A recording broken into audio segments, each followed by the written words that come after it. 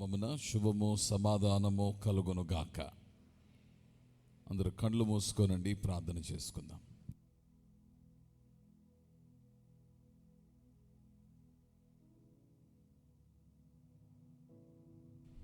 తండ్రి, ఈ యొక్క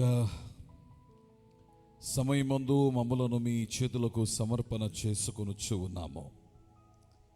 నీ దివ్య సాన్నిధ్యము చెంత మమ్మల్ని నిలిపినందులకు నేను వందిస్తూ ఉన్నాము. నీ ఆరాధన కొరకు మేము సంసిద్ధులమై ఉండగా నీవే మాతో మాట్లాడమని కోరుచున్నాను.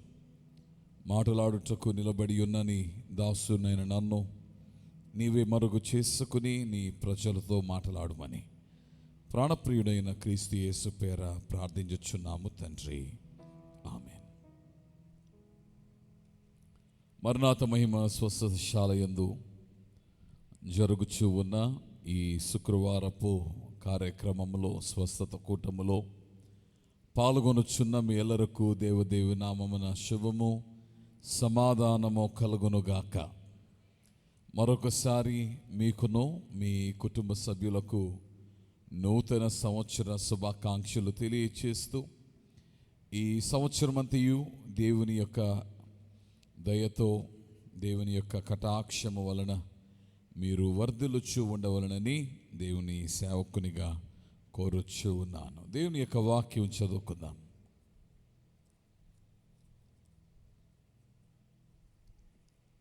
పాత నిబంధన గ్రంథము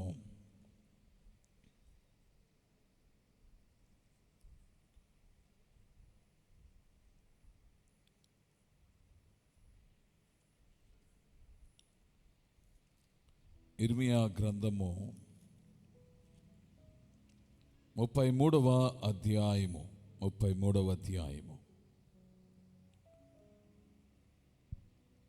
మొట్టమొదటి వచనము నుండి చదువుకుందాం.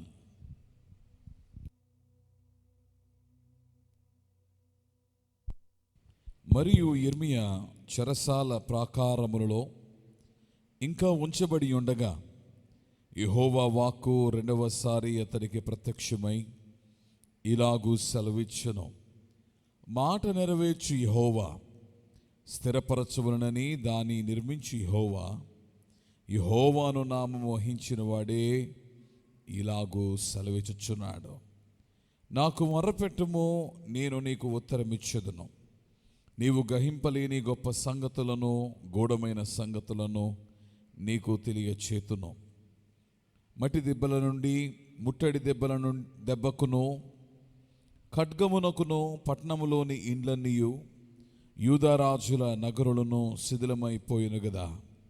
వాటిని గూర్చి ఇశ్రాయేలు దేవుడగు యెహోవా సెలవిచ్చినదేమనగా, కల్దీయులతో యుద్ధము చేసి వారి చెడుతనమును బట్టి ఈ పట్టణమునకు విముఖుడైన నా మహాకోపము చేత హతులై తమ కళేబరములతో కల్దీయులకు సంతృప్తి కలిగించుటకై వారు వచ్చుచుండగా, నేను దానికి ఆరోగ్యమును స్వస్థతను మరలా రప్పించుచున్నాను. వారిని స్వస్థపరచుచున్నాను. వారికి సత్య సమాధానములను సమృద్ధిగా బయలుపరచెదను. శ్రమలో నుండిన యూదా వారిని, ఇశ్రాయేలు వారిని నేను రప్పించుచున్నాను. మొదట నుండినట్లు వారిని స్థాపించుచున్నాను. వారు నాకు విరోధముగా చేసిన పాపదోషములు నిలవకుండా వారిని పవిత్రపరుతును. వారు నాకు విరోధముగా చేసిన దోషములన్నిటినీ, తిరుగుబాట్లన్నిటినీ క్షమించెదను. భూజనులందరి ఎదుట వారు నాకిష్టమైన పేరుగాను, స్తోత్రకారణముగాను, ఘనతాస్పదముగాను ఉందురు. నేను వారికి చేయు సకల ఉపకారములను గూర్చిన వర్తమానమును జనులు విని, నేను వారికి కలుగు చేయు సమస్త క్షేమమును బట్టి, సమస్తమైన మేలును బట్టి భయపడుచు దిగులు నొందుదురు. ఈ ఉదయకాల సమయమందు దేవుని పరిశుద్ధ లేఖనములను మనము ధ్యానించుచు ఉండగా, దేవుని మందిరమందు మనము చేరి ఉండగా, పరిశుద్ధ లేఖనములో నుండి మన జీవితములోనికి దేవుని యొక్క మాటను అన్వయించుకొంచు ఉన్నాము. లోకములో ఎందరో గొప్ప గొప్ప ఉపన్యాసకర్తలు ఉన్నారు. ఆ మాటకు వస్తే సూచనలను, సూక్తులను తెలియచేయగలిగిన మహామేధవులు ఉన్నారు. జీవితమును బాగుగా అధ్యయనము చేసి, పరిశోధన చేసి, జీవితము గూర్చిన పరమార్థములను కూడా అనేకమైటిని తెలియచేయగలిగిన సమర్థులు, పండితులు లోకములో ఉన్నారు.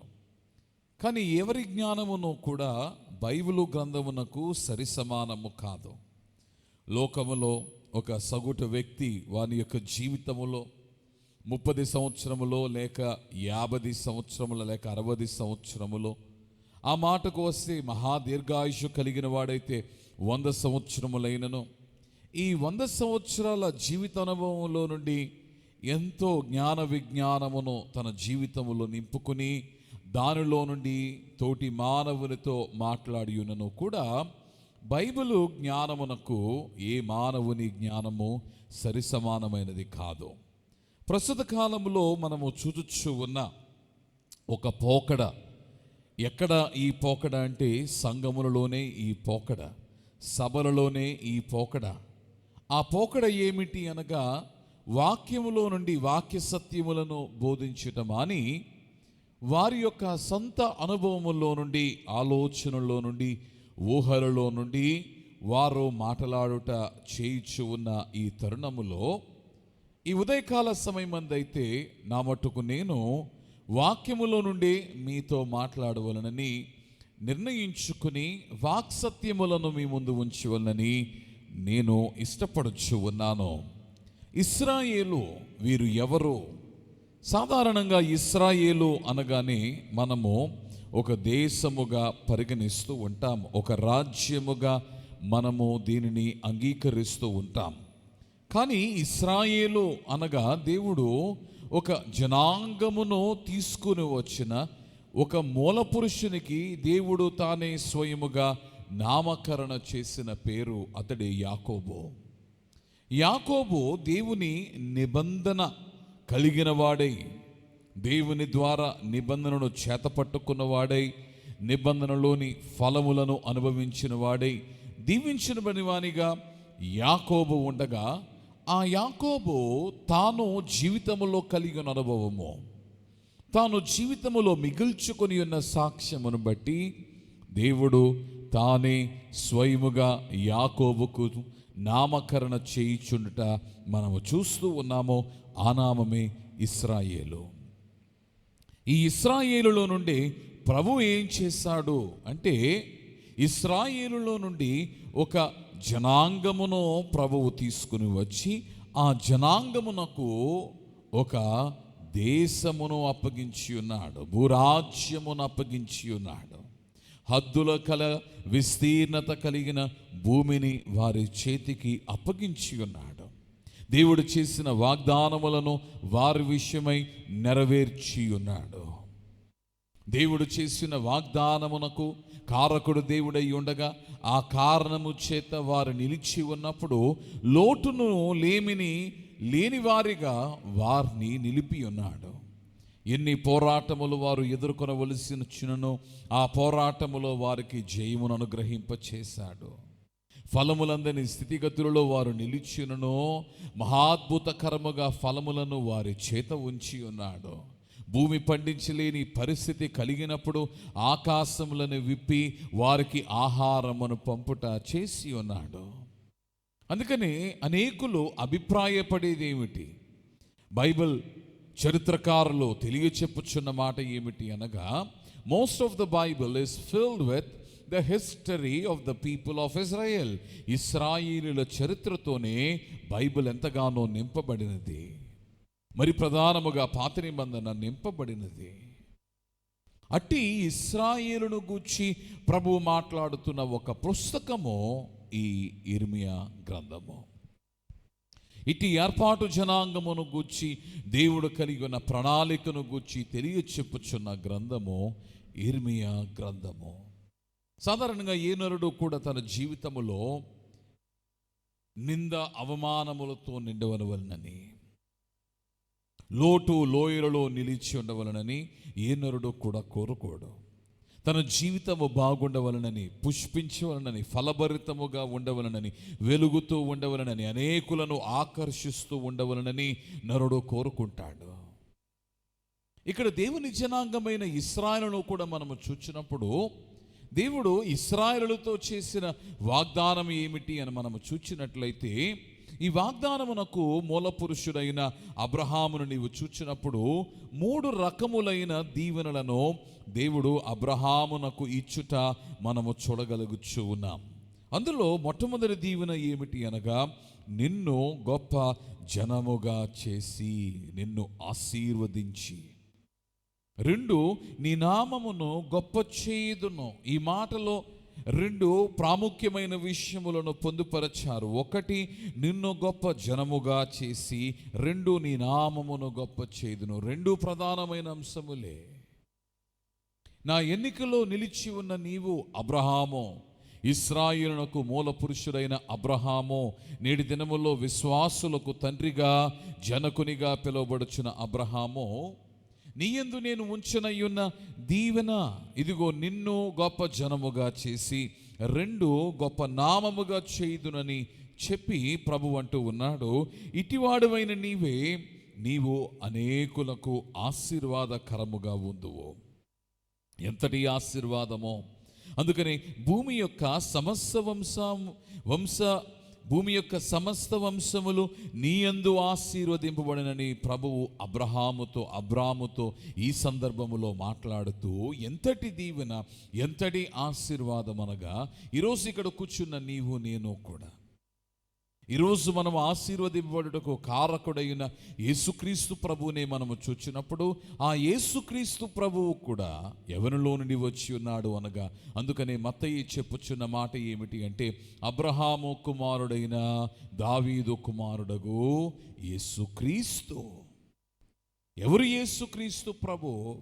ఈరోజు సర్వలోకము దీవించబడడానికి, వృద్ధి చెందడానికి, ఫలాభివృద్ధి పొందడానికి కారకుడైన యేసుక్రీస్తు ప్రభు ఎక్కడ నుండి వచ్చి ఉన్నాడు అనగా, అబ్రహాములో నుండి వచ్చి ఉన్నాడు. ఇప్పుడు ఆలోచన చేద్దాము. అబ్రహామును ఇంతటి ఆశీర్వచనము అందింపబడి ఉండగా, అబ్రహామునకు ఇట్టి ఆశీర్వచనము అప్పగింపబడి ఉండగా, ఆయనను అబ్రహాము జీవితములో ఏమున్నది? ఆ మాటకు వస్తే, అబ్రహాములో నుండి వచ్చిన ఇస్సాకు జీవితములో ఏమున్నది?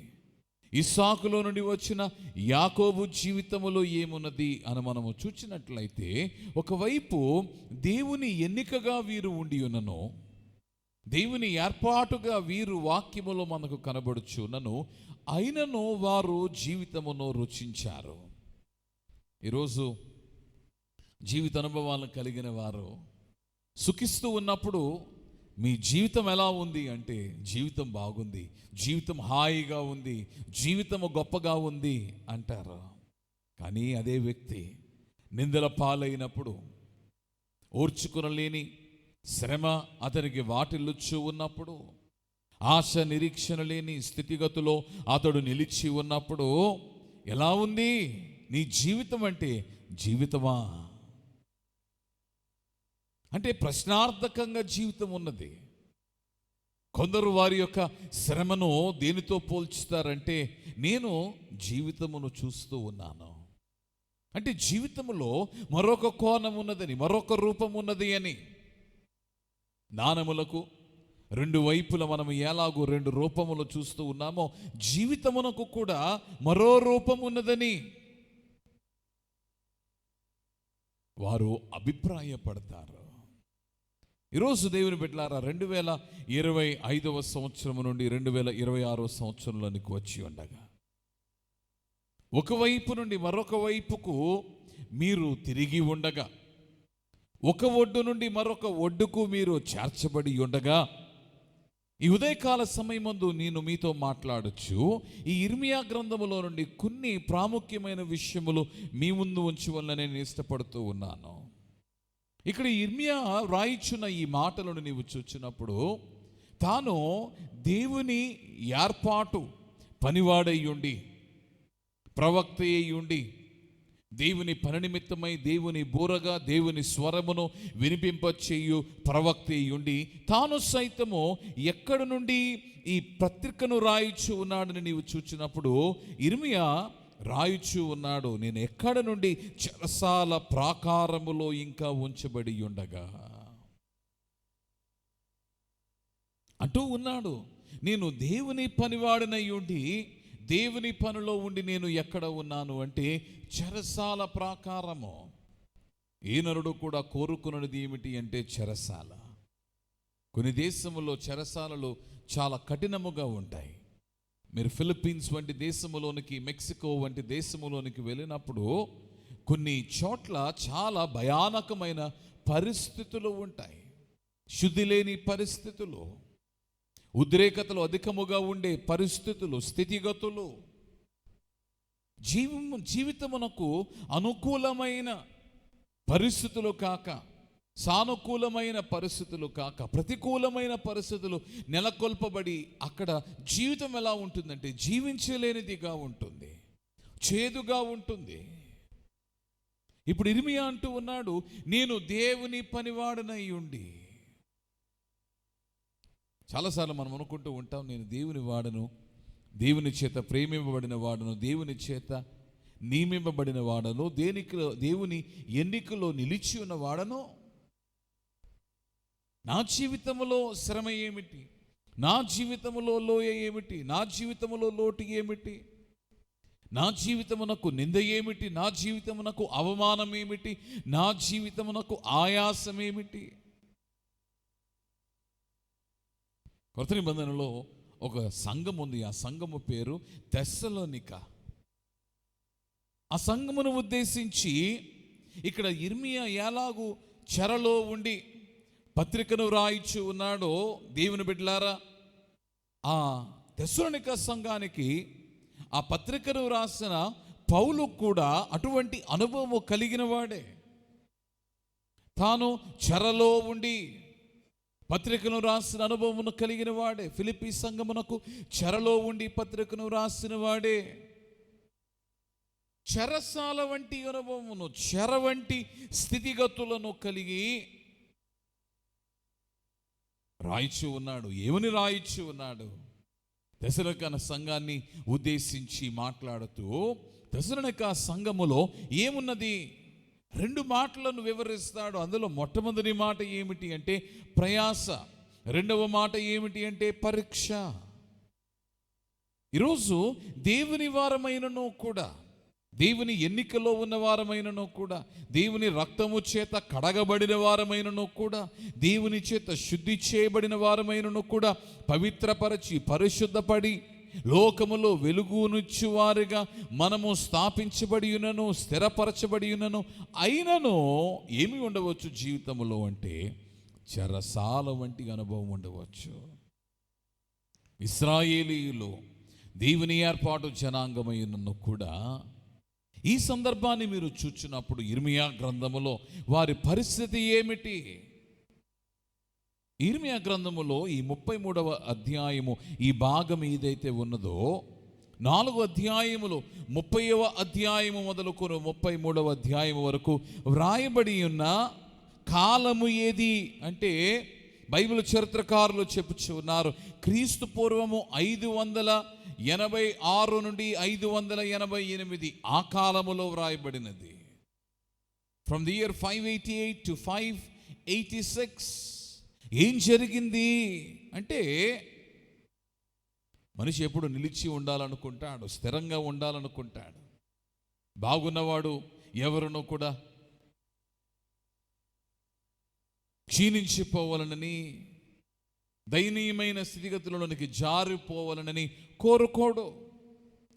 ఘనతను కలిగిన వాడు నిత్యమో ఘనతతోనే ఉండాలనుకుంటాడు. ధనము కలిగిన వాడు మరింత భాగ్యముతో నిండి ఉండాలని కోరుకుంటాడు. కానీ దేవుడు అంటూ ఉన్నాడు, దేవుడు అనుమతిస్తూ ఉన్నాడు, వారి వారి స్వక్రియలను బట్టి, వారి ప్రయాసను వారు కలిగి ఉండడమో లేక దేవుని వలన పరీక్ష అనుమతించబడి వారు ఇట్టి స్థితిలో వారు నిలిచి ఉండడమో కారణం ఏదైనానో కూడా జీవితంలో మనము చేదైన అనుభవాలను కలిగి ఉంటాం. ప్రయాసతోనూ పరీక్షతోనూ నిండిన అనుభవాలని మనము కలిగి ఉంటాం. దేవుని వారమైనను దేవునిలో ఉండిన వారమైనను కూడా గమనించండి, ఇట్టి స్థితిగతులైన వాటిని మనము ఎదుర్కొనవలసిన వారమై ఉంటాం. ఇక్కడ ఇశ్రాయేలీయులకు పనివానిగా ఉన్న ప్రవక్త అయిన యిర్మీయా అట్టి స్థితిలోనే ఉన్నాడు. బబులోను సామ్రాజ్యం, the greatest reigning monarch ever recorded in the historicity of humankind, king Nebuchadnezzar పరిపాలన జరుగుచున్న కాలములో ఏం జరిగింది? బబులోను సామ్రాజ్యము దండెత్తారు. ఇశ్రాయేలు దేశమును వారు దండెత్తారు. ఇశ్రాయేలు దేశములోనికి వారు చొరబడ్డారు.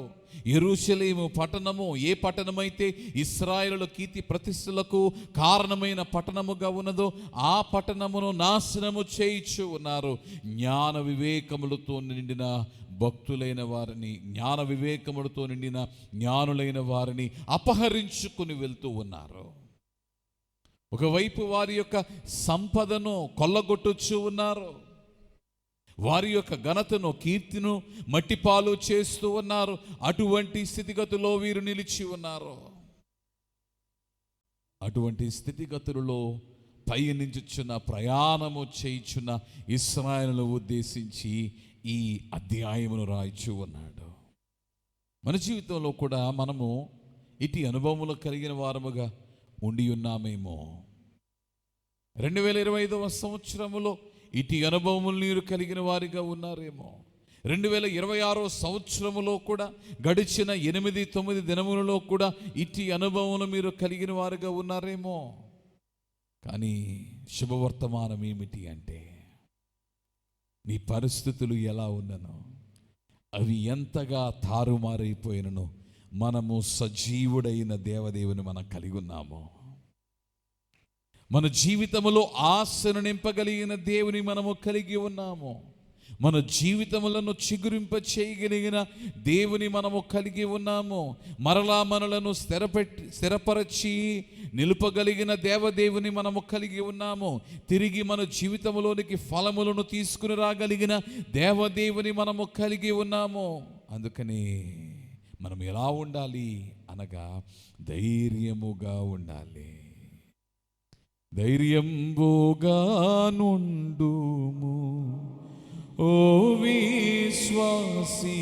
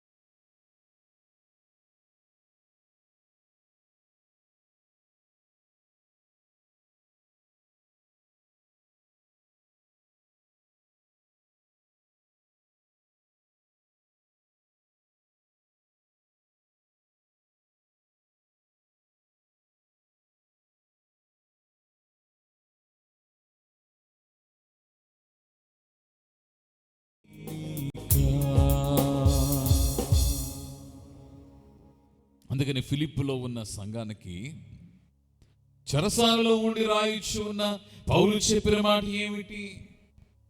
సాధారణంగా మన జీవితములో కొన్ని పర్యాయములో చెడు వార్తను వినేసరికి మన హృదయము తల్లడిల్లిపోతుంది. ఉదయమునే లేచిన వెంటనే ఆ దినమునందు మనము ఎదుర్కొనవలసిన స్థితిగతులైన వాటిని మనము నెమరు వేసుకున్నప్పుడు, జ్ఞాపకము చేసుకున్నప్పుడు దిగులుతో మన జీవితము నిండిపోతుంది. మన కుటుంబీకులైన వారు ఎవరైనా బలహీనముగా ఉన్నట్లయితే, మరి ప్రధానంగా మన బిడ్డలైన వారు బలహీనులుగా కనబడితే మన హృదయము తల్లడిల్లిపోతుంది. మానవ జీవితము ఎలా ఉన్నది? ఇలాగునే ఉన్నది. ఈరోజు when you see the world out there, there is so much of suffering. ఎంతో శ్రమ ఉన్నది, ఎటు చూచినను యుద్ధ వాతావరణములే. ఎలా ఉంటుందో ప్రపంచ పరిస్థితి అన్నట్టు ఉంది. ఇటువైపు నుండి ఏ యుద్ధము పొంచి ఉన్నదా అన్నట్టు ప్రపంచ పరిస్థితులు ఉన్నవి. ఈస్ట్ వర్సెస్ వెస్ట్, తూర్పుకు పశ్చిమునకు భేదము కనబడుతూ ఉంది. ఏమవుతుందో, ఎలాగూ ఉంటుందో ఆందోళన నిండి ఉన్నది. ఎటు చూచినను యుద్ధ వాతావరణములే, ఎటు చూచినను వ్యాధులే. ఎవరిని చూడండి, బలముగా ఉన్నామని చెప్పగలిగిన వారు ఎవరు? ఆరోగ్యముగా ఉన్నామని సాక్ష్యం ఇవ్వగలిగిన వారు ఎందరో? బలహీనతలు పొంచి ఉన్నవే.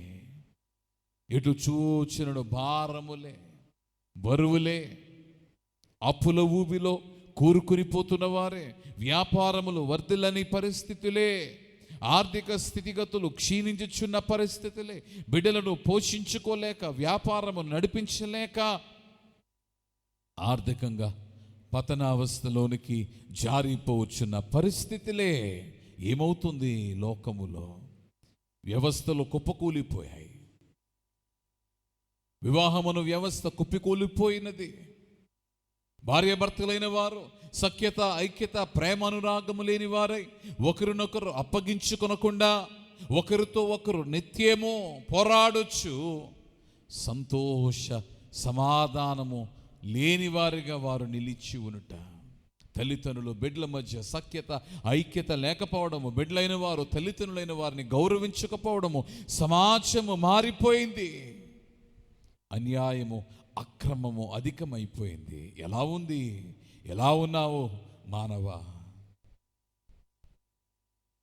చెరసాల వంటి అనుభవము, శిక్షింపబడిన పరిస్థితి, చీకటి నిండిన పరిస్థితి, స్వేచ్ఛ స్వాతంత్రము నిండి ఉండని పరిస్థితి. ఇది ఎవరికి కలుగుచున్నది అంటే, దేవుని బిడ్డలారా, ఇది కేవలము లోకములో దుర్నీతిని ప్రేమించే వారు మాత్రమే కాదు, పాపమును చేయువారు మాత్రమే కాదు, నీతిని కోరుకొనని వారు మాత్రమే కాదు, ఆ మాటకు వస్తే నీతి మార్గమందు ఉండి పోరాడుచున్న వారు ఎందరో ఉన్నారు. పరిశుద్ధతను కాపాడుకొనుటకై ప్రయాసపడుచున్న వారు ఎందరో ఉన్నారు. దేవుని కలిగి సైతము ఎందరో ఇట్టి అనుభవములు కలుగుచు ఉండగా, ఇదిగో ఇశ్రాయేలు అట్టి స్థితిగతుల్లో నిలిచి ఉన్నప్పుడు, ఆశ చిగురించలేని పరిస్థితి వారు కలిగి ఉన్నప్పుడు, చిగురు పుట్టని పరిస్థితి వారిలో నెలకొని ఉన్నప్పుడు, ప్రభు అంటూ ఉన్నాడు ఇర్మియా ద్వారా, చెరలో ఉన్న ఇర్మియా ద్వారా ప్రభు అంటూ ఉన్నాడు, నేను మీకు మాట ఇచ్చుచు ఉన్నాను. ఎటువంటి మాట అనగా నెరవేర్చబడు మాట. I give you a word. And what kind of word is it? It is a word with certainty. నిశ్చయత కలిగిన నామము కలిగిన దేవుడే, నిశ్చయమైన నామము కలిగిన దేవుడే నిశ్చయత కలిగిన మాటనిచ్చు ఉన్నాడు అని అంటూ ఉన్నాడు. ఇశ్రాయేలు, నేను నీకు మాట ఇచ్చుచు ఉన్నాను. అందుకని యేసుక్రీస్తు ప్రభు రాక విషయంలో కూడా మనము ప్రభుని స్తుతిస్తూ, ఆడతప్పినట్టి దేవ అనంత స్తోత్రముల్ అంటే, మాట ఇచ్చిన దేవ, నీవు మాటని తప్పని వానిగా నీవున్నావు. నీ కుమారుని పంపుతానన్నావు, రక్షకుని నియమిస్తానన్నావు, మమ్ములను విమోచింపచేస్తానన్నావు. ఆ మాట ఇచ్చి నెరవేర్చిన దేవ నీకు స్తోత్రము. క్రొత్త నిబంధనలో రాయబడి ఉన్న మాట. పౌలు దేవుణ్ణి స్తుతిస్తూ ఉన్నాడు. ప్రభు అవునంటే అవును, కాదంటే కాదు, అవునని కాదనువాడు కాదు. He is a God who is certain. నిశ్చయత కలిగిన దేవుడు మన దేవుడు. నిశ్చయముగా మాట ఇయ్యగా మాటను నెరవేర్చువాడు మన దేవుడు. దేవునికి మహిమ కలుగును గాక. ఎప్పుడు ఇస్తున్నాడు ఈ మాట అంటే, కూలిపోతున్నారు, వేటాడుతూ ఉన్నారు, వేదనకు గురగుచ్చు ఉన్నారు, నిట్టూర్పుతో నిండి ఉన్నారు. ఇశ్రాయేలు అట్టి స్థితిలో ప్రభు అంటూ ఉన్నాడు, I am giving you a word. అందుకని దేవుని బిడ్డలారా, అబ్రహామునే మనము చూద్దాము. ఈ అబ్రహాము ఎలా ఉండి ఉన్నాడో, ఈ మాట అందింపబడినప్పుడు అనగా 12వ అధ్యాయములో ఈ మాట అందింపబడినప్పుడు అబ్రహాము ఎలా ఉన్నాడు అనగా, అబ్రహాము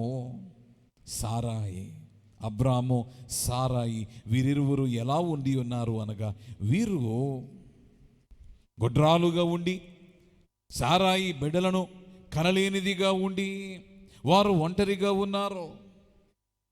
ఇంకో మాటలో చెప్పాలి అంటే, ప్రభువు ఇచ్చిన పిలుపును బట్టి వారి దేశం నుండి, బంధువుల నుండి, నీ తండ్రి ఇంటి నుండి బయలుదేరమని చెప్పుటను బట్టి స్థలము లేని వారిగా వారు ఉన్నారు, గృహము లేని వారిగా వారు ఉన్నారు, కుటుంబము లేని వారిగా ఉన్నారు, వారు ఒంటరిగా ఉన్నారు. నేను అనుకుంటూ ఉంటాను, మానవుని జీవితంలో చాలా శ్రమలు ఉంటాయి. చాలామంది అనుకుంటారు మానవుని జీవితమునకు అవసరమైంది ఏమిటి అంటే ధనధాన్యములని. కాదండి. ఈరోజు ప్రపంచంలో ఎంతోమంది సమృద్ధిగా దాన్ని కలిగిన వారు ఉన్నారు. Indian treasury, Reserve Bank of India రికార్డ్స్ని బట్టి మీరు చూచినట్లయితే there are thousands of unclaimed money. నాది అని క్లెయిమ్ చేసుకోగలిగిన, సొంతము చేసుకోగలిగిన పరిస్థితి లేక కొన్ని వేల కోట్ల రూపాయలు నిరుపయోగంగా భారతదేశ ఖజానాలో అలాగూ ఉండిపోయిన పరిస్థితి ఈరోజు మనం చూస్తూ ఉన్నాం.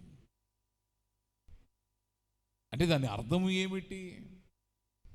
ఈరోజు నీవు అనుకుంటావు ధనధాన్యములు మానవునికి కావాలనని. అవి నిజమే, అవసరమే. కానీ నీవు గమనించినట్లయితే దానికి మించి కావలసింది ఏమిటి? నేను అంటాను, మానవునికి కావలసిన అవసరతలో ప్రప్రథమమైన అవసరత దేవుడే. ఆ దేవుని వలనైన రక్షణయే, ఆ రక్షకుని వలనైన సమాధానమే, ఆ సమాధానముతో కలిగిన అభయమే మోక్షమును గూర్చిన అభయము. దీని తరువాతే ఆరోగ్యము. అనుకుందాం, ఆరోగ్యం ఉన్నది, కావలసిన ధనధాన్యములు మెండుగా నిండుగా నీ ఇంట నిండి ఉన్నవి. కానీ దాన్ని పంచుకున్నటకు ఏ ఒక్కరునూ లేరు. నీవేం చేయగలవు? ఆరోగ్యంగా ఉన్నావు కానీ దాన్ని పంచుకున్నటకు ఎవరునూ లేరు. లేక అనారోగ్యముతో నీవు ఉన్నావు కానీ దాన్ని పంచుకున్నటకు ఎవరునూ లేరు. అర్థవంతముగా నీ జీవితం ఉంటుందా అంటే ఛేదరించుకునేలాగా నీ జీవితం ఉంటుంది. అందుకని దేవుడు ఏం చేశాడు? నరుడు ఒంటరిగా ఉండుట మంచిది కాదని నరుని కొరకు సాటి అయిన సహాయమును కలుగ చేసి ఒక సమాజములో దేవుడు నరుని నిర్మించాడు. నరుడు ఒంటరిగా ఉన్నప్పుడు దేవుని సమాజమును, తండ్రి కుమార పరిశుద్ధాత్మ సమాజమును ఆదాముకి ఇయ్యగా తిరిగి ఆ దేవుడే మానవ సమాజమును నెలకొల్పి ఆదాముకు అవనిచ్చి ఉన్నాడు. ఇప్పుడు వారిరువురిలో నుండి ఎందరినో ఒక సమాజములో నిలిపి ఉన్నారు. అటు దేవుడే ఏం చేస్తూ ఉన్నాడు? ఇంటి నుండి పిలిచాడు, బంధువుల నుండి పిలిచాడు, దేశము నుండి పిలిచాడు. కానీ ఏం చేశాడు అనగా తోడై ఉన్నాడు. అందుకనే పరమాదేవుండేన పక్షమై ఉండగా నరుడేమీ చెయ్యగలడు. ఆ పరమాజనకుండేన పట్టయ్యుండగా పాప పరుడేమీ చెయ్యగలడు. ఆ పరమాజనకుండేన పట్టయ్యుండగా పాప పరుడేమి చేయగలడు. కొంచెం డిలే తగ్గించు. ఎవరున్నారు? అబ్రహాము నీతో ఎవరున్నారు? సారాయి నీతో ఎవరు ఉన్నారు? సారాయి ఇంకనూ కూడా గొడ్రాలిగా ఉండగానే ప్రభువు వాగ్దానము చేసి ఉండగా, ఇదిగో ఒకవైపు వారిలో ఏ నిండి ఉన్నది? భయాందోళన నిండి ఉన్నది. 15వ అధ్యాయమును మీరు చూచినప్పుడు ఇవి జరిగిన తర్వాత యెహోవా వాక్యము అబ్రామునకు దర్శనమందు వచ్చి, అబ్రామా భయపడకుము, నేను నీకు కేడెము, నీ బహుమానము అత్యధికమగునని చెప్పెను. అందుకు అబ్రాము, ప్రభువైన యెహోవా నాకేమి ఇచ్చిననేమి, నేను సంతానము లేని వాడనై పోవచ్చున్నానే. ఏమి చుచ్చు ఉన్నావు నీవు? మాటనే ఇచ్చావు కదా. ఏ నిలిచి ఉన్నది ఇప్పటి వరకు నాలో? మాట మాత్రమే కదా. అని అంటూ ఉన్నాడు, భయాందోళనతో ఉన్నాడు. అందుకని దేవుడు అంటూ ఉన్నాడు, భయపడకుము అబ్రామా, భయపడకుము, నేను నీకు కేడెము, నీ బహుమానము అత్యధికమగునని చెప్పెను. దేవుడు అంటూ ఉన్నాడు, మాట ఇచ్చుచూ ఉన్నాను. అందుకని మానవునికి కావలసింది ఏమిటి? మానవ నేత్రం ఉంది. ఈ మానవ నేత్రం ఎలా ఉంది? 100 గ్రాముల లోపు మానవుని యొక్క నేత్ర బరువు ఉంటుంది, రెండింటిని ఏకము చేస్తే. ఇప్పుడు ఈ మానవ నేత్రం ఎలా ఉంది? సామర్థ్యతను కలిగినదిగా మానవ నేత్రం ఉంది. ఎట్టి సామర్థ్యతను కలిగినదిగా మానవ నేత్రం ఉంది. 10 కిలోమీటర్ల దూరాన్ని చూడగలిగిన సామర్థ్యతను, 576 మెగాపిక్సెల్స్ కెపాసిటీని కలిగిన నేత్రము మానవుడు కలిగి ఉన్నాడు. 10 లక్షల రంగులను విభజించి గుర్తించగలిగిన సామర్థ్యతను మానవుని యొక్క నేత్రము కలిగి ఉన్నది. కానీ మానవ నేత్రము చేయగలిగినవి కొన్ని, చేయలేనివి ఎన్నో. మానవ నేత్రము దేవుని విషయములు చూడలేకపోవచ్చు ఉన్నవి, దేవుని మహిమను చూడలేకపోవచ్చు ఉన్నది. అంత మాత్రమే కాదు, మానవ నేత్రము చీకటి లోకాన్ని చూడలేకపోతూ ఉన్నది, చీకటి శక్తులను గుర్తించలేకపోతూ ఉన్నది. అందుకని మానవునికి కావలసిన విశ్వాస నేత్రము, దేవుడు అనుగ్రహించు నేత్రము, వెలుచూపు వలన కాక విశ్వాసములనని జీవించుచున్నామని పౌలు చెప్పుడు గల కారణం ఏమిటి అంటే, when God gives you sight, దేవుడు నీకు నేత్రమును ఇచ్చినప్పుడు ఆ నేత్రము చేయగలిగింది ఏమిటి అంటే, నీవు చూడలేని విషయములు విశ్వాస నేత్రము నీకు చూపిస్తుంది. కేవలము కొన్నిటిని మాత్రమే నీవు చూడగలిగిన వానిగా నీవు ఉండి ఉన్నప్పుడు దేవుని యొక్క నేత్రము చేయించినది ఏమిటి అనగా, మానవ నేత్రము చూడలేనివి చూపిస్తూ ఉన్నవి. అందుకని నేను అంటాను, మానవ నేత్రము వెలుగును చూడగలదు కానీ చీకటిని చూడలేదు. ఈరోజు ఎందరో వారి యొక్క జీవితము దుర్లభముగా మారిపోవడానికి గల కారణం ఏమిటి అంటే, you do not have the capacity to see the darkness, the dark world that is around you.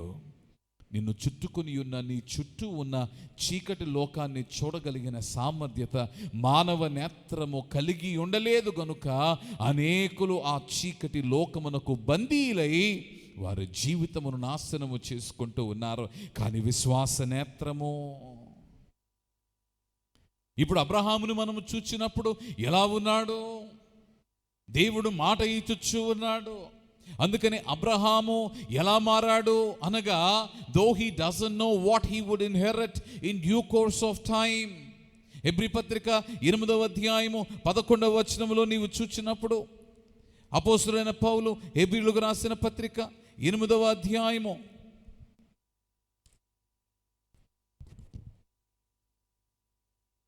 11వ అధ్యాయము 8వ వచనాన్ని నీవు చూచినప్పుడు, అబ్రహాము పిలువబడినప్పుడు విశ్వాసమును బట్టి ఆ పిలుపునకు లోబడి తాను స్వాస్యముగా పొందనైన ప్రదేశమునకు బయలు వెళ్ళెను, మరియు ఎక్కడికి వెళ్ళవలనో అది ఎరుగక బయలు వెళ్ళెను. దేని బట్టి అతడు ఇట్టి అడుగును వేయగలిగి ఉన్నాడు అనగా, విశ్వాసమును బట్టి, బై ఫెయిత్. కారణం ఏమిటి అంటే, విశ్వాసము చేయుచున్నది ఏమిటి అనగా, విశ్వాసము మానవునికి మరో నేత్రమునిచ్చుచు ఉన్నది, మనోనేత్రమునిచ్చుచు ఉన్నది.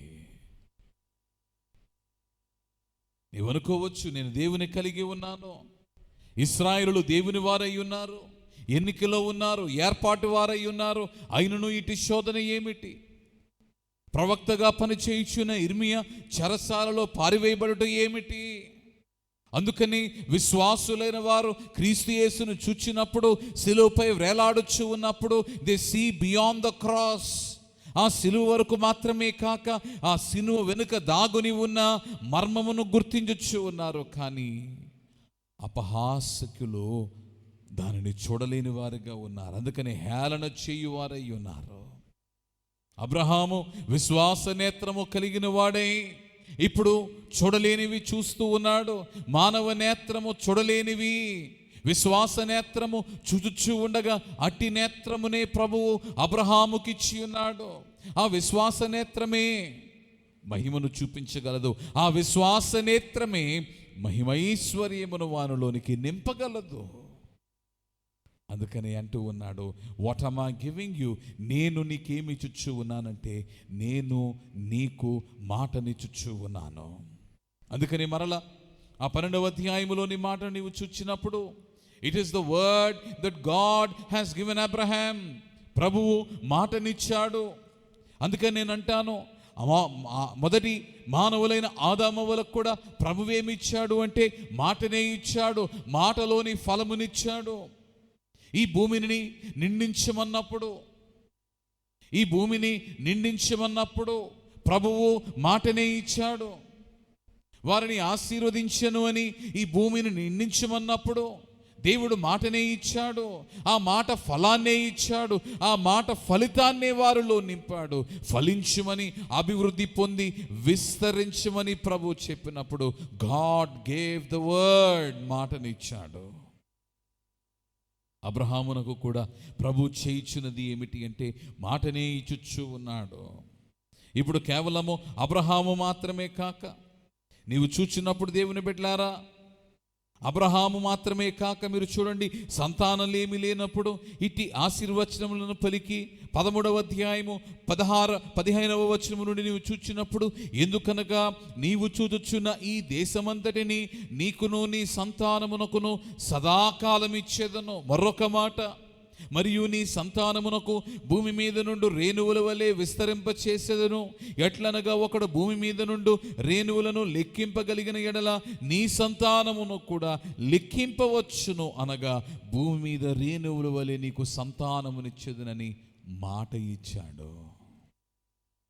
నీ జీవితంలో లోయలను, లోటులను నీవు చూస్తూ ఉన్నప్పుడు, ఇబ్బందులను, ఇరుకులను నీవు అనుభవిస్తూ ఉన్నప్పుడు, ప్రయాసతోనూ పరీక్షతోనూ నీ జీవితము నిండి ఉన్నప్పుడు, నీవు ఒకవేళ ఆ ఇబ్బందులను, ఇక్కట్లను నీవు చూచు ఉన్నావేమో, ప్రయాసను, పరీక్షలని నీవు అనుభవించుచున్నావని నీవు భావిస్తూ ఉన్నావేమో. కానీ remember, the word of God is sufficient. మాట చాలును, చాలును, చాలును. The word of God is sufficient. దేవుని యొక్క మాట సరిపోవచ్చు ఉన్నది. అందుకని మరలా అబ్రహాము వంటి లోయ, లోటు ఎవనికి కలిగినది అనగా ఇస్సాకునకు కలిగినప్పుడు, ఏ వాగ్దానమైతే, ఏ మాటనైతే తన తండ్రి అయిన అబ్రహామునకు దేవుడు ఇచ్చి ఉన్నాడో, 26వ అధ్యాయము 4వ వచనము నీవు చూచినప్పుడు, ఏలయనగా నీకును నీ సంతానమునకును ఈ దేశములన్నీయు ఇచ్చి నీ తండ్రి అయిన అబ్రాహాముతో నేను చేసిన ప్రమాణము, మాటచే నేను చేసిన ప్రమాణము నెరవేర్చి. అక్కడ ఇర్మియా ద్వారా ఇశ్రాయేలును ఉద్దేశించి చెప్పుచున్న మాట ఏమిటి అంటే, మాట నెరవేర్చు యెహోవా. దేవుడు అంటూ ఉన్నాడు, what will I do, I will fulfil the word that I have given you. అందుకని దేవుని బిడ్డలారా, నీ జీవితంలో ఒకవేళ దేవుడు ఏదైనా ఒక వాగ్దానము చేసినట్లయితే అది ఆలస్యం అవ్వచ్చును, కానీ అది తప్పక నిశ్చయముగా నెరవేర్పును కలిగి ఉండనయ్యున్నది. దేవుని మహిమ కలుగును గాక. దేవుడు నీతో మాట్లాడినట్లయితే, దేవుడు నీకు మాట ఇచ్చినట్లయితే, ఆ మాటను నెరవేర్చుకునివాడు నీ దేవుడు, నా దేవుడు, మనము పూజించుచున్న మన దేవుడు. He's a God who doesn't forsake us. మనలను విడిచిపెట్టువాడు కాడు మన దేవుడు. మనలను మరుచువాడు కాదు మన దేవుడు. మనలను మరువనివాడు, మరుపులేనివాడు మన దేవుడు. అందుకని ఇచ్చిన మాటను నిశ్చయముగా నెరవేర్చువాడు. అందుకని అబ్రహామునకు మాట ఇయ్యగా అబ్రహామునకు ఇస్సాకునిచ్చిన దేవుడే మరలా ఇస్సాకుకు మాటనివ్వగా, ఇస్సాకుకు మాట ఇచ్చిన దేవుడు యాకోబునివ్వగా, మరలా యాకోబు దగ్గరకు వచ్చేసరికి 27వ అధ్యాయము నీవు చూచినప్పుడు, 27వ అధ్యాయము 26వ వచనము, తరువాత అతని తండ్రి అయిన ఇస్సాకు నా కుమారుడా దగ్గరకు వచ్చి నన్ను ముద్దు పెట్టుకోమని అతనితో చెప్పెను. అతడు దగ్గరకు వచ్చి అతని ముద్దు పెట్టుకొనెను. అప్పుడు అతడు అతని వస్త్రములను వాసన చూచి అతని దీవించి ఇట్లనెను, ఇదిగో నా కుమారుని సువాసన యెహోవా దీవించిన చేని సువాసన వలెనున్నది. He is reaffirming the fact that it is God who blesses people. దీవించువాడు దేవుడని, అట్టి దేవుడే దేనిచ్చే దీవించిన సువాసన వలె ఇదిగో ఇస్సాకు సంతతి అయిన యాకోబును దీవించుచు ఉన్నాడు అనగా మాట చేతనే. అందుకనే ఆ మాటలో నుండే ఎంతటి దీవెన, ఆకాశపు మంచును, భూసారమును, విస్తారమైన ధాన్యమును, ద్రాక్షారసమును దేవుడు నీకు అనుగ్రహించునుగాక. ఈ మాట చదువుతూ ఉంటే మీ పక్షమున కూడా దేవుని సేవకునిగా నేను ఈ మాట పలకవలనని దేవుడు నా హృదయములో కోరికను, ఆశను పుట్టిస్తూ ఉన్నాడు. ఈ మాటలు మీ విషయమై కూడా నెరవేర్పును కలిగి ఉండవలనని దేవుడి మాటలను పలికించుచూ ఉన్నాడు. మీరు యెహోవా దీవించిన వలె సువాసన వలె ఉందురుగాక. ఆకాశమంచును, భూసారమును, విస్తారమైన ధాన్యమును, ద్రాక్షారసమును మీ దేవుడు మీకు అనుగ్రహించునుగాక. మాట, word, the word that doesn't go in vain nor can be void.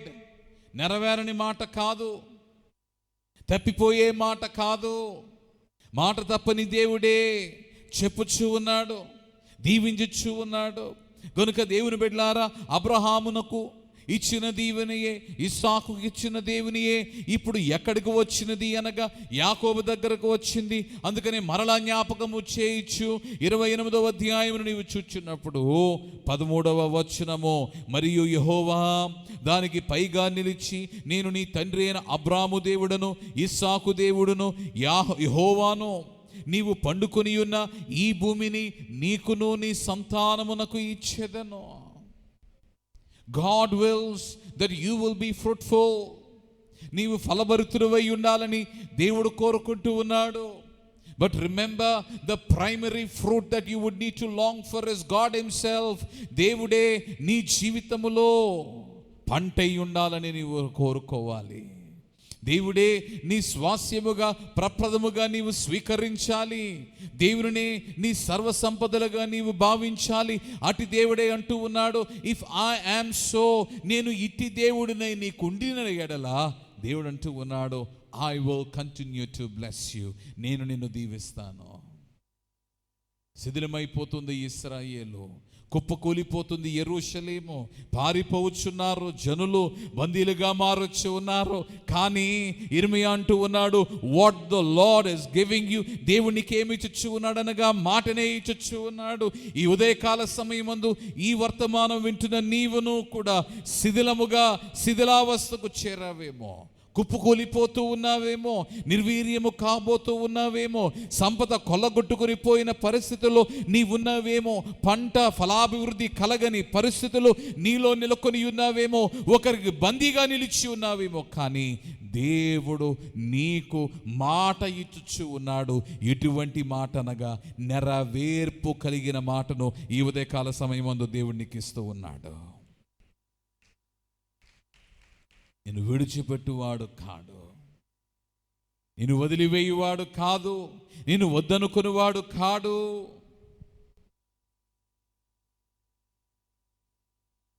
He's a God who never forsakes us. ఆహా, నీ వంటి పుణ్యునికి నా వంటి పాపితో కేవలం బేమి లేక యేసు నన్ను ప్రేమించినావు, పాపినైనా నన్ను ప్రేమించినావు.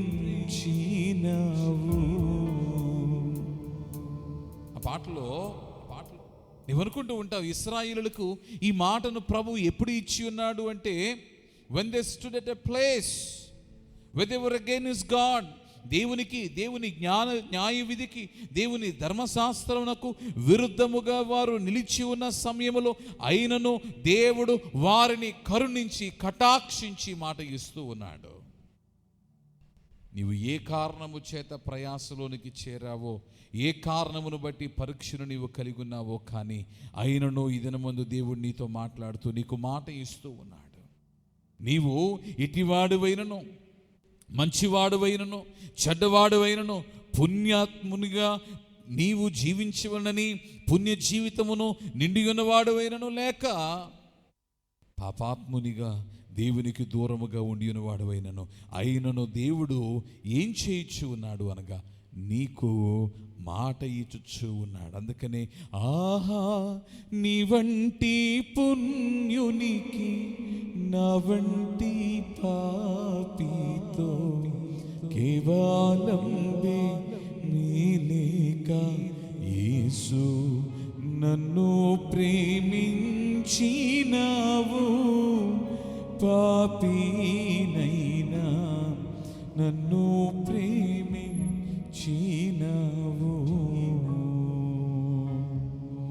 దాన్ని కొనసాగింప చేయించు. నేను నీ తండ్రి అయిన అబ్రాము దేవుడను, ఇస్సాకు దేవుడైన యెహోవాను. నీవు పండుకొని ఉన్న ఈ భూమిని నీకును నీ సంతానమునకు ఇచ్చేదను.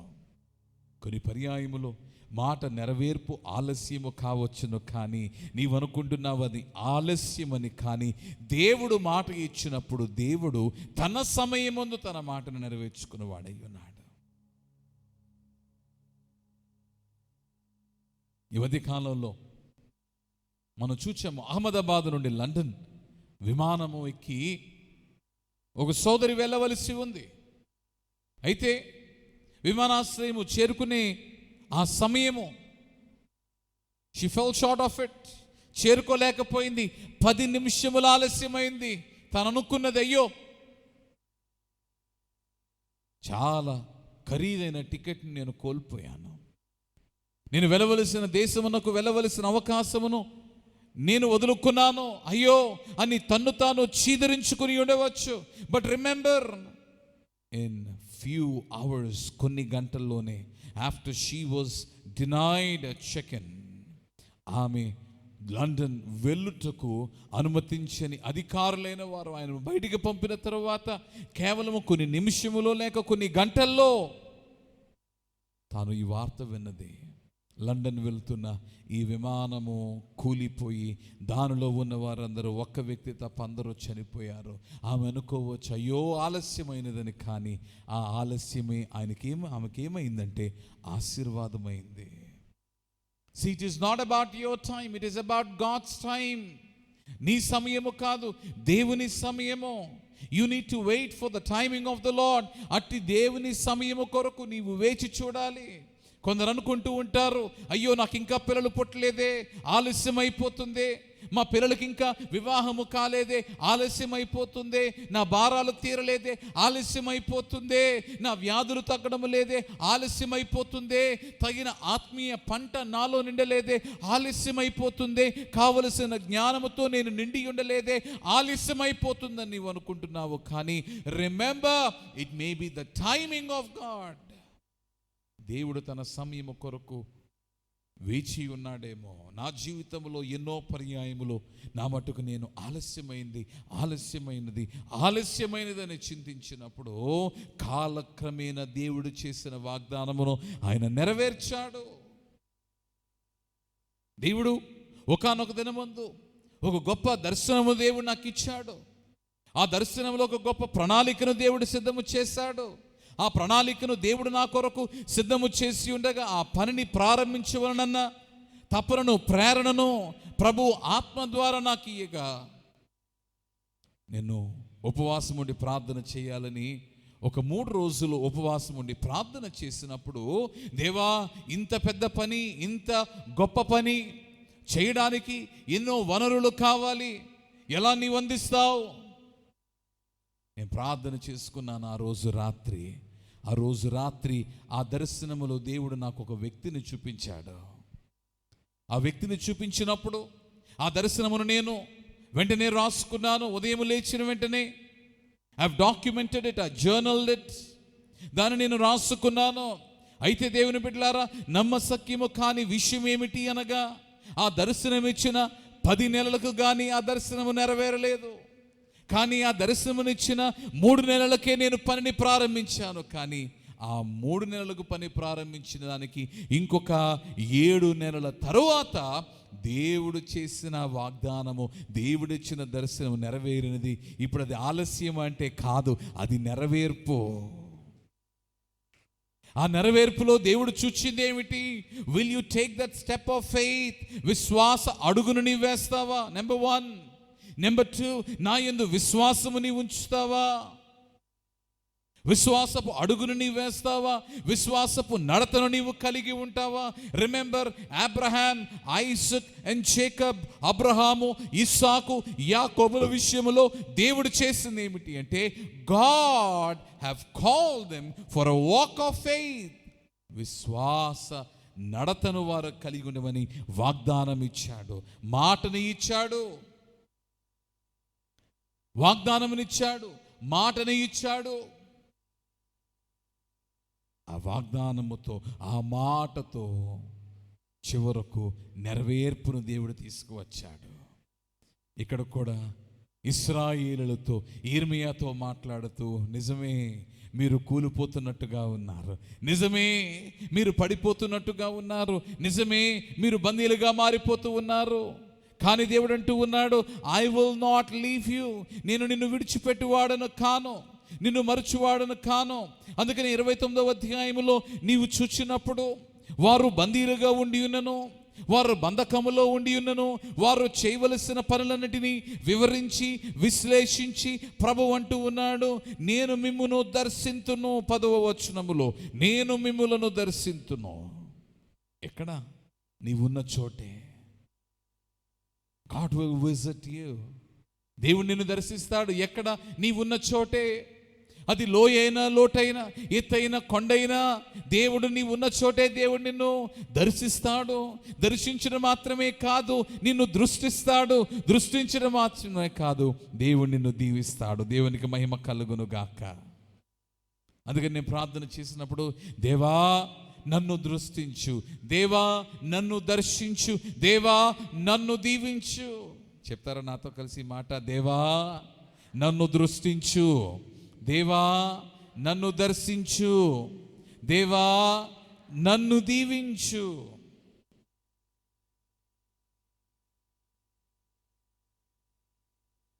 ఆ ప్రభు సన్నిధి మోకరించి ఆయన ముందర మ్రోకెదము, ఆయన మాటలు గైకొనినా అయ్యవి మనకెంతో మేనగును.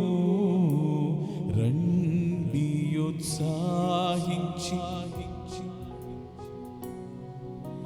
రక్షణ దుర్గము మన ప్రభువే, మన ప్రభువే మహాదేవుండు. ఘన మహాత్మ్యము గలరాజు, భూమి అగాధపు లోయలలో భూగర శిఖరములాయన. రండి ఉత్సాహించి పాడుదము, రక్షణ దుర్గము మన ప్రభువే. మాట ఇచ్చాడు. బందీలుగా ఉన్నాము, 70 సంవత్సరములు బందీలుగా ఉన్నాము. కానీ దేవుడు అన్నాడు, నేను దర్శిస్తాను. నేను దర్శించి ఏం చేస్తాను? ప్రతిదీ వివరించడానికి సమయము కాదు, కానీ ఇదిగో మీ ఎడల నేను ప్రణాళికను కలిగి ఉన్నానని తెలియ చెప్పిన దేవుడే, దేవుడు దర్శించి వారిలోనికి తిరిగి తన దీవెనలు తీసుకుని వచ్చాడు. అందుకనే ఏం చేశాడు ప్రభువు? వారికి ఆరోగ్యమునిచ్చాడు, వారికి స్వస్థతనిచ్చాడు, వారికి సత్య సమాధానములను సమృద్ధిగా ఇచ్చాడు అని 7వ వచనములో మీరు చూచినప్పుడు, చెరలో నుండిన యూదా వారిని, ఇశ్రాయేలు వారిని నేను రప్పించుచున్నాను.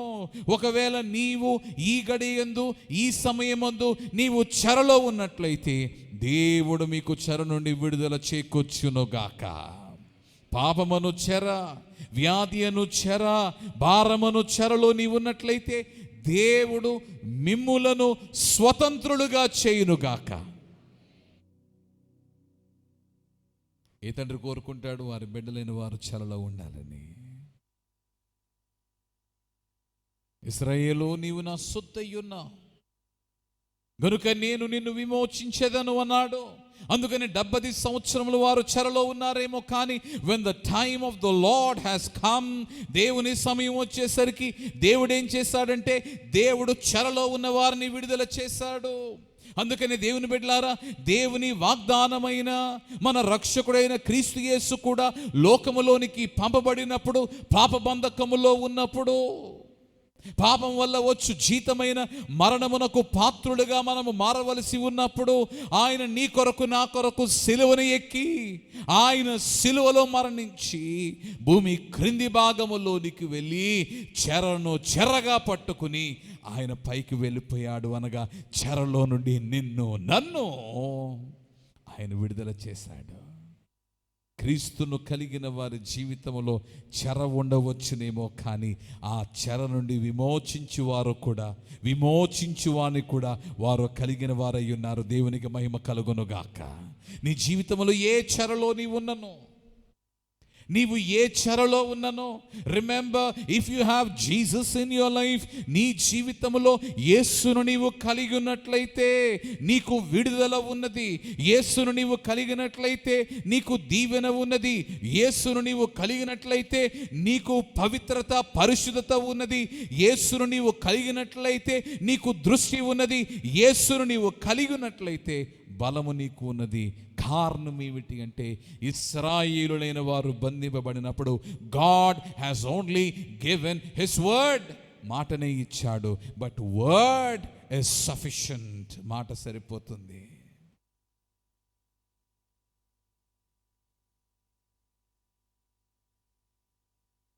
నాకింత ప్రోత్సాహ నందాముల్ కల్గోట కి కర్తాగణమైన హేతువయ్యుండు, నాకు గల యున్నత కరణమే నాదుడగును నేను మురియు. శ్రీకరంబగు నామమేది, శ్రీకరంబగు నామమేది, శ్రీకరంబగు నామమేది, సిల్వబడ్డ యేసుక్రీస్తే. ఎవరు నా భక్తికి హితమైనట్టి పునాది, ఎవరు నా కంఠంబు నిత్యం పాటలతో, ఎవరు నా పాపముల భారము నెత్తుకొని దేవునికి నాకును చివరకు స్నేహంబు కల్పిరి. సిల్వబడ్డ యేసుక్రీస్తే. నన్ను రక్షింప మరణం పొందియు సమాధి, నిన్నాటికి నీ గెల్చి యున్న ప్రభునందు నున్న విశ్వాసం నాకు నుత్సవంబును కలుగ చేయును. చెన్నగు నా ప్రభునికెవ్వరు, సిల్వబడ్డ యేసుక్రీస్తే. యేసు అను చోటున మాట పెట్టుకోండి. ఎందుకు? అబ్రహామునకు దేవుడిచ్చింది మాటయే, ఇస్సాకుకు దేవుడిచ్చింది మాటయే, యాకోబుకు దేవుడిచ్చింది మాటయే, ఇశ్రాయేలుకు దేవుడిచ్చుచున్నది మాటయే, సంఘమైన నీకును నాకును దేవుడిచ్చుచున్నది మాటయే. ఆ మాటయే యేసు క్రీస్తు ప్రభువు. దేవునికి మహిమ కలుగునుగాక. If you hold fast on to that word, ఆ మాటనే నీవు పట్టుకుంటే, ఆ మాటనే నీ చేత పట్టుకుంటే, ఆ మాటనే నీ హృదయమును పలకపైన రాసుకుంటే, ఆ మాటనే నీ మదిలో నీ తలంపులో నిత్యము నీవు ధ్యానిస్తూ ఉన్నట్లయితే, ఎట్టి ఆశీర్వాదము అబ్రహాముదైనదో, ఎట్టి ఆశీర్వాదము ఇస్సాకుకైనదో, ఎట్టి ఆశీర్వాదము యాకోబునకైనదో, ఎట్టి ఆశీర్వాదము ఇశ్రాయేలునకైనదో, అట్టి ఆశీర్వాదమే మీదగును.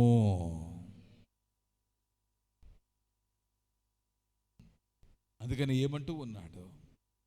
మీరు ఎలా ఉన్నారు? మొదటి వారు ఎలా ఉన్నారు? మొదటి వారు దేవుని ప్రేమించేవారుగా ఉన్నారు, కానీ కడకు ఎలా మారిపోయారు? ఇశ్రాయేలు, నీవు విరోధముగా పాపము చేశావు, దోషము చేశావు, నా ముందు నిలవకుండా అపవిత్రుడయ్యావు. కానీ దేవుడు అంటూ ఉన్నాడు, మాట ఇస్తూ ఉన్నాడు, నిన్ను పవిత్రపరుస్తాను.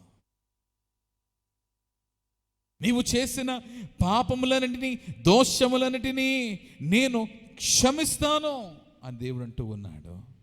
మీరు ఎలా మారిపోతారంటే, నా కొరకు భూజనులందరి ఎదుట నాకు ఇష్టమైన పేరుగాను, స్తోత్ర కారణముగాను, ఘనతాస్పదముగాను మీరు ఉంటారు అని దేవుడు వారిని దీవిస్తూ ఉన్నాడు. నీ దీన స్థితిని నీవు చూస్తావు, కానీ ఆ స్థితిలో నీ దేవుని నీవు చూడు. నీ అల్పమైన పరిస్థితులు, స్థితిగతులను నీవు అనుభవిస్తావు, కానీ అందులో బలవంతుడైన నీ దేవుని నీవు చూడు. దేవుడు ఏం చేయగలడు? మాట ఇస్తాడు. ఆ మాటనే పట్టుకో. ఆ మాట ఏం చేస్తుంది? నిన్ను దీవిస్తుంది. ధన్యుడు దేవమానవుడు, ధన్యుడు ధన్యుడు దైవజనుడు, ధరణీ జనులందరికన్నా అన్యులెంతటి వారైనా అతనికి సాటిరారు. ధన్యుడు దేవమానవుడు, ధన్యుడు. అందుకనే మాట, కీర్తనకారుని నీవు చూచినప్పుడు ఈ మాట మరి ప్రధానముగా, మాటని వాక్యముగా మనం అభివర్ణించుకుంటే, వర్ణిస్తూ ఉన్నాడు, వివరిస్తూ ఉన్నాడు. ఏం చేసింది ఈ మాట?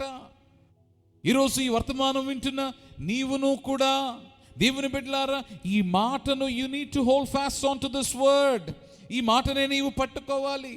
ఈ మాటను నీ దేవుడు నీకు ఇస్తూ ఉండగా నీవు గుర్తించవలసింది, గ్రహించవలసింది ఏమిటి?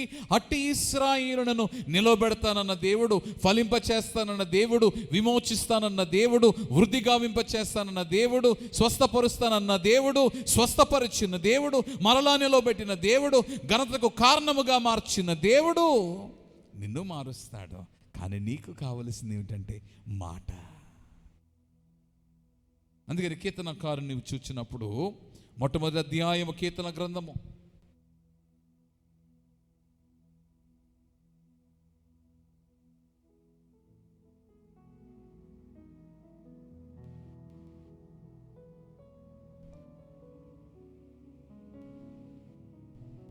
ఎవరు ధన్యుడు? ఎవరు దీవించబడిన వాడు? 2వ వచనము, యెహోవా ధర్మశాస్త్రమునందు ఆనందించుచు దివారాత్రము దానిని ధ్యానించువాడు ధన్యుడు. యెహోవా ధర్మశాస్త్రమును ఆనందించుచు దివారాత్రులు దాన్ని ధ్యానించువాడు ధన్యుడు. అందుకని ఈరోజు మనము దేవుని స్తుతించుటకు గాను మనము చేయుచున్న స్తుతిలో ఒక ప్రధానమైన స్తుతి దేని నిమిత్తమై ఉండాలంటే, దేవా నీ మాట, the word that you have given, 103వ కీర్తనలో దావీదు దేవుని స్తుతిస్తూ ఉన్నాడు. నా ప్రాణమా యెహోవాను సన్నతించుము, ఆయన చేసిన మేళ్లను మరువకము. అందుకని మనం ఏం పాడుకుంటున్నాం? పరమదేవ నిబంధనాజ్ఞల్ భక్తితో గై కొను జనులకు, పరమదేవ నిబంధనాజ్ఞల్ భక్తితో గై కొను జనులకు, నీదు నిరతముండును. పరమదేవ నిబంధనాజ్ఞల్ భక్తితో గై కొను జనులకు, పరమదేవ నిబంధనాజ్ఞల్ భక్తితో గై కొను జనులకు, నిరతమును కృప నిలిచియుండును. యెహోవ నీతి తరముల పిల్లలకు నుండును. ఆ కారణము చేదేవ సంస్తుతి చేయవే మనసా, శ్రీమంతుడగు యెహోవ సంస్తుతి చేయవే మనసా, దేవ సంస్తుతి చేయుమానా జీవమా. యెహోవా దేవుని పావన నామమును తింపుమా, నా యంతరంగము లోవసించు నో సమస్తమా. ఒక మహాద్భుతమైన పాట 103వ కీర్తనను ఆధారము చేసుకుని భక్తులు శ్రీ ముంగమూరి దేవదాసయ్య గారు రాసిన ఒక మహోన్నతమైన పాట, హృదయాన్ని హత్తుకునే పాట, హృదయములో ఆత్మానందము నింపే పాట, హృదయాన్ని దేవునికి చేరువగా చేసే పాట. దేవ సంస్తుతి చేయవే మనసా. దేవా నీ వాక్యము ఏం చేస్తుంది? నీ వాక్యము మాటలో నిండిన అనగా నీ మాటల మూటైన నీ వాక్యమే. వాట్ ఈస్ ఇట్ డూయింగ్ అన్టు మీ? నాకేం చేస్తుంది? నన్ను ధన్యునిగా చేస్తూ ఉంది. ఆ ఇశ్రాయేలులైన వారు అట్టి స్థితిగతిలో ఉన్నప్పుడు మాటయే. అందుకని ఉదయకాల సమయమందు ఈ వర్తమానం వింటున్న మీరును కూడా ఈ మాట ఏం చేయగలదు? 4 విషయములు గబగబా మీకు చూపించిన వర్తమానం ముగిస్తాను. Number 1, what can the word do? ఈ మాట ఏం చేయగలదు? 119వ కీర్తన మొట్టమొదటి వచనము, యెహోవా ధర్మశాస్త్రమును అనుసరించి నిర్దోషముగా నడుచుకుని వారు ధన్యులు, ఆయన శాసనములను గైకొనుచు పూర్ణ హృదయముతో ఆయనను వెదుకువారు ధన్యులు. దేవుడు మాట ఇయ్యగా ఆ మాటను నీవు గైకొని నీడలా. అందుకనే కడవరి పుస్తకము ప్రకటన గ్రంథము మొట్టమొదటి అధ్యాయం 3వ వచనంలో రాయబడి ఉన్న మాట, సమయము సమీపించినది గనుక ఈ ప్రవచన వాక్యములను విని వాటిని గైకొని వారు ధన్యులు. ధన్యత నీదవ్వాలి అంటే దేవుని వాక్యమును నీవు గైకొనాలి. మాటను కలిగిన వారు ధన్యులు. నెంబర్ 2, 10వ వచనము, నా పూర్ణ హృదయముతో నేను వెతికి ఉన్నాను, నన్ను నీ ఆజ్ఞలను విడిచి తిరగనీయకము, నీ ఎదుట నేను పాపము చేయకుండానట్లు నా హృదయములో నీ వాక్యం ఉంచుకున్నాను. దేవుని మాటను నీ హృదయములో ఉంచుకున్నట్లయితే నీవెవరవు అనగా నీవు పవిత్రుడవు, నీవు ధన్యుడవు, నీవు పవిత్రుడవు. మాటను పట్టుకో. అందుకని ఇశ్రాయేలులతో ప్రభు అంటూ ఉన్నాడు, నేనేం చేస్తాను? మాట నెరవేర్చి యెహోవా మాటనిచ్చి నేనేం చేస్తాను? మీరు నాకు విరోధముగా పాపము చేశారు, దోషము చేశారు, కానీ నేను నిన్ను పవిత్రపరుతునన్నాడు దేవుడు. దేవుని మాటను మీరు పట్టుకున్న వారైతే మీరు ఆరోగ్యముతో నింపబడుట మాత్రమే కాదు, స్వస్థత మీకు అనుగ్రహింపబడ్డ మాత్రమే కాదు, కానీ మీ హృదయము శుద్ధి చేయబడుతూ ఉంది.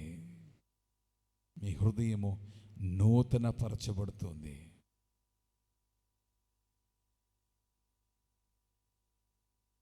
పవిత్రపరుస్తానన్నాడు. ఆ మాట మీ విషయంలో కూడా దేవుడు నెరవేర్చువాడై ఉన్నాడు. కానీ 3వ మాట నీవు చూచినప్పుడు ఈ మాట ఏం చేయగలదు? 119వ అధ్యాయములోని 19వ వచనము నీవు చూచినప్పుడు, 18వ వచనము నుండి నీవు చూచినప్పుడు, నేను నీ ధర్మశాస్త్రమునందు ఆశ్చర్యకరమైన సంగతులను చూచినట్లు నా కన్నులు తెరవము. నేను భూమి మీద పరదేశినై ఉన్నాను, నీ ఆజ్ఞను నాకు మరుగు చేయకుము. దేవుడు అంటూ ఉన్నాడు, నా మాట చేత నీకు దృష్టిని కలుగు చేస్తాను. నా మాట చేత సరి అయిన బాటలో నడుచువారుగా మిమ్ములను నేను నిలబెడతాను. నిన్ను క్షమించి ఇదిగో నిన్ను సరి అయిన మార్గమందు నిన్ను నడిపిస్తాను. అందుకని ఇశ్రాయేలు వారి యొక్క అవిధేయతను గూర్చి యెషయా గ్రంథములో నీవు చూచినప్పుడు 59వ అధ్యాయములో ఇశ్రాయేలు వారి యొక్క అవిధేయతను గూర్చి వారు బాధపడుచు వారి కాళ్ళు పాపము చేయ పరిగెట్టుచు ఉన్నవి. నిరాపరాధులను చంపుటకు అవి త్వరపడును. వారి తలంపులు పాపహేతుకమైన తలంపులు, పాడును నాశనమును వారి త్రోవలో ఉన్నవి. కానీ ఇప్పుడు ప్రభు అంటూ ఉన్నాడు, if you hold on to my word, నా మాటను మీరు పట్టుకున్నట్లయితే ఐ విల్ ఎన్లైటన్ యూ. నీ కనులను తెరుస్తాను, ఆత్మీయ అంధత్వమును తుడిచివేస్తాను, విశ్వాస నేత్రములను మీకు అనుగ్రహింపచేస్తాను. అబ్రహాము వలె దీవించబడులాగున, ఆశీర్వదింపబడులాగున నా మాటను మీరు పట్టుకున్నట్లయితే నేను మిమ్మల్ని దీవిస్తాను. నీవు ధన్యుడగుదువు, నీవు పవిత్రపరచబడుదువు, నీకు దృష్టి అనుగ్రహింపబడును. 4వదిగా నీవు చూచినప్పుడు మాట ఏం చేయగలదు? ఇశ్రాయేలుకి ఇచ్చిన మాట ఏ దేవుడు నీకు ఇచ్చు ఉండగా మాట ఏం చేయగలదు? నా ప్రాణము మంటిని హత్తుకొని ఉన్నది, నీ వాక్యము చేత నన్ను బ్రతికింపుము. బ్రతకలేనట్టుగా నీ జీవితము మారిపోతే, ఇశ్రాయేలీయులు శిథిలా వ్యవస్థకు చేరారు, బ్రతుకులేనట్టుగా వారు మారిపోయారు. కానీ మాట ఇచ్చి దేవుడు మరలా వారిని బ్రతికిస్తానన్నాడు, వారిని అభివృద్ధి చేస్తానన్నాడు. నీ స్థితిగతులు కూడా అలా ఉన్నాయేమో, కానీ దేవుడు నీతో మాట్లాడుతూ ఉన్నాడు. ఈ ఉదయకాల సమయమందు తన మాటనిస్తూ ఉన్నాడు. అబ్రహామును దీవించిన దేవుడు, మాట ఇచ్చి దీవించిన దేవుడు. ఇస్సాకును దీవించిన దేవుడు, మాట ఇచ్చి దీవించిన దేవుడు. యాకోబును దీవించిన దేవుడు, మాట ఇచ్చి దీవించిన దేవుడు. మాట అయ్యున్న క్రీస్తు యేసును నీకును నాకు ఇచ్చి దీవించుచు ఉన్నాడు, ధన్యునిగా చేయించు ఉన్నాడు, పవిత్రపరచుచు ఉన్నాడు, నేత్రములను తెరచుచు ఉన్నాడు, మనకు బ్రతుకునిస్తూ ఉన్నాడు, మనలను జీవింప చేయించు ఉన్నాడు. ఆ మాటను పట్టుకొనండి, జీవితాన్ని సాగించండి. అట్టి జీవముతో దేవుడు మీ ఎల్లరును నింపునుగాక. ఇశ్రాయేలుకు వచ్చిన దీవెనను మీకును దేవుడు తన మాట ద్వారా అనుగ్రహింప చేయునుగాక. మిమ్మల్ని దృష్టించి దర్శించి దేవుడు మిమ్మల్ని దీవించునుగాక. ఇశ్రాయేలుకు చేసిన ప్రతి వాగ్దానమును మీ విషయమై కూడా నెరవేర్చునుగాక. తిరిగి ఆనందమును మీకు ఇచ్చునుగాక, ఆరోగ్యమును మీకు ఇచ్చునుగాక, స్వస్థపరచునుగాక, మిమ్మల్ని పవిత్రపరచునుగాక, మిమ్మలను క్షమించునుగాక, మిమ్మలను విమోచింపచేయునుగాక, చెర నుండి మీకు విడుదల చేకూర్చునుగాక, అనేకుల ముందు ఘనతాస్పదముగా మిమ్మల్ని నిలుపునుగాక.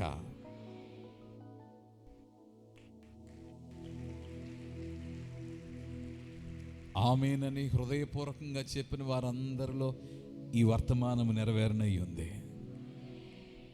ఇప్పుడు కాదు, ముందు. దీపం ఉన్నప్పుడే ఇంటిని చక్కబెట్టుకోవాలి. దేవా, ఈ వర్తమానమును నీ బిడ్డల వెనుకడిలో దీవించుము. ప్రతి ఒక్కరికి నీ నామమందు నీ మాట ద్వారా విడుదల చేకూర్చుమని 33వ అధ్యాయం 20వ గ్రంథములో ఇశ్రాయేలులైన వారికి మాట ఇచ్చావు. మాకును నీ ప్రియకుమారుడైన క్రీస్తు యేసులో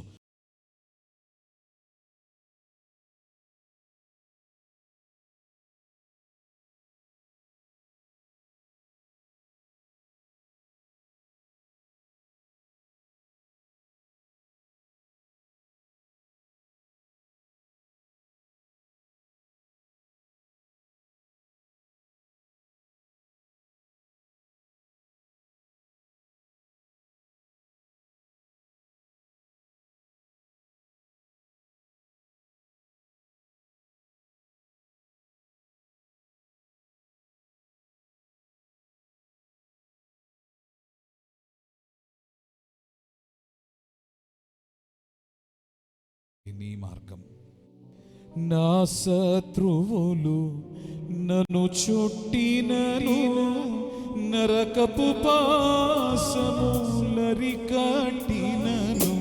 నా శత్రువులు నన్ను చుట్టినను, నరకపు పాశములరికట్టినను.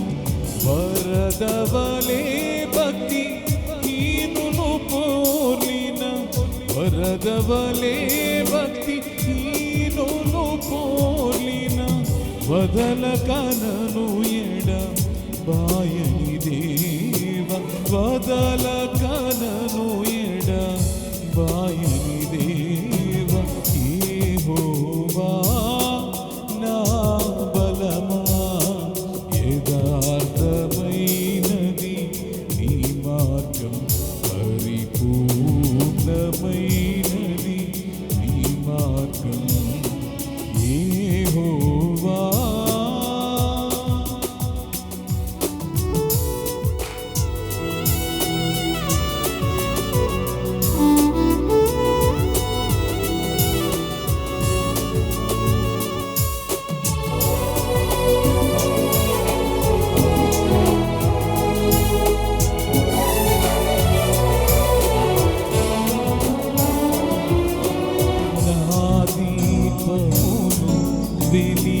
వెలిగించువాడు, నా చీకటిని వెలుగుగా చేయు. నా దీపమును వెలిగించువాడు, నా చీకటిని వెలుగుగా చేయు. జలరాసుల నుండి బలమైన చేతితో, జలరాసుల నుండి బలమైన చేతితో వెలుపల చేర్చిన బలమైన దేవుడు, వెలుపల చేర్చిన బలమైన దేవుడు. యెహోవా నా బలమా, యథార్థమైనది నీ మార్గం, పరిపూర్ణమైనది నీ మార్గం. యెహోవా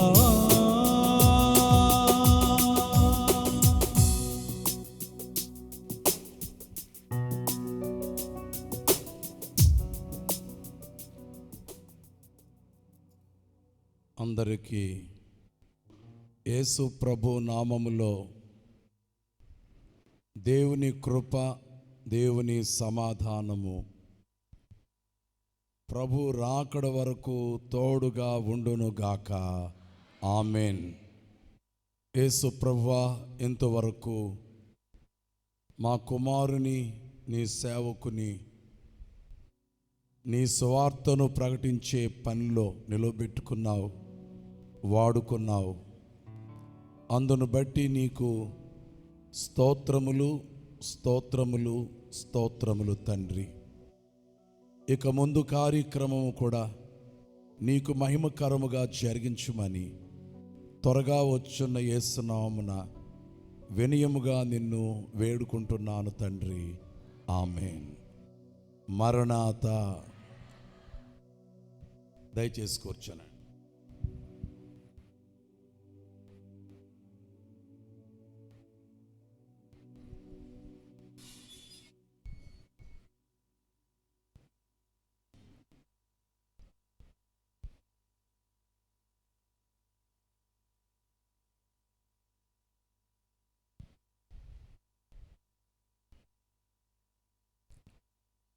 ప్రభునందు ప్రియులారా, మరలా క్రొత్త ఏడాదిలో 2వ శుక్రవారంలో దేవుడు మనలను ప్రవేశపెట్టి ఉన్నాడు. ఈరోజు వరకు దేవుడిచ్చిన కాపుదలను బట్టి 9వ తేదీ వరకు మళ్ళీ నడిపించినటువంటి దేవునికి మనము